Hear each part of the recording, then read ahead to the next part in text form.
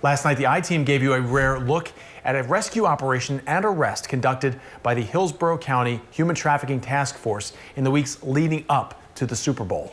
Now, I-Team Investigator Kylie McGivern brings us behind the bust, showing you what happens before a rescue and where a victim goes to recover. Up against the building. The buildup behind the scenes. So we now have just begun communicating with some of our targets. The lure. And the rescue. When an arrest happens, a victim saved. Those high points tell just part of the story. Looking beyond the bust brought us to Sarasota. The sun's going down. Got a beautiful sunset here in Southwest Florida. The vacation destination highlighting Florida's beauty, and also home to the anti-human trafficking nonprofit Sail of Freedom. It's where we met Misty LaPerriere. It's one thing for law enforcement to be there and say, hey, we want to offer you help. But if these victims have nowhere to go beyond that, then how much are we truly helping them? LaPerriere is Sail of Freedom's law enforcement liaison and trainer, partnering with the Tampa Bay Human Trafficking Task Force. Thank you, Miss Misty LaPerriere, for your assistance on this case and all that you do for those who were able to rescue.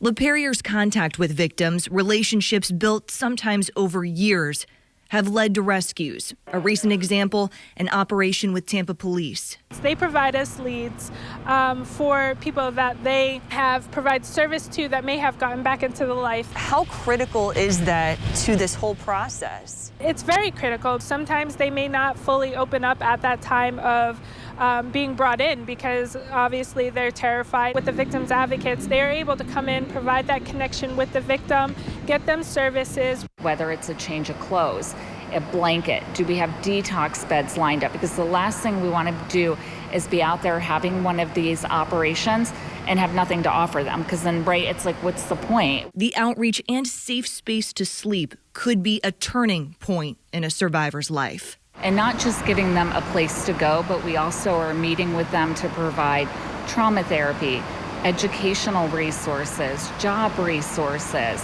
food, clothing. Sail of Freedom's confidential safe house meant to feel like home, a safe space to unpack trauma. How many women can stay here at the same time then? So we have the capacity in this house for 8, and then we have transitional housing as well that houses 3. The program ranges anywhere from 9 months to a year, and sometimes longer. What does a place like this mean for survivors? For most of our survivors, it literally means life or death, but it's a place where they get to call home, maybe for the first time.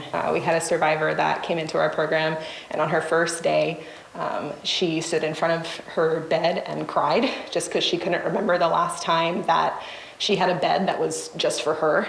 Big progress found in small, quiet moments. Opening a good book, pouring a steaming cup of coffee, feeling the warm sun on your skin. Do you like arts and crafts? Do you like cooking? Do you like reading?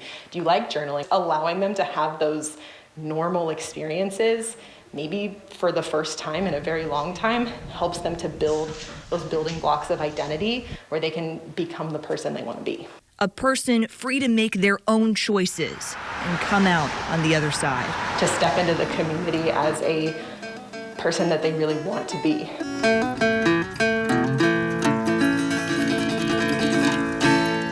Sail of Freedom tells us over the last couple of months, it's received an increase in calls. More people asking for help and resources for human trafficking survivors.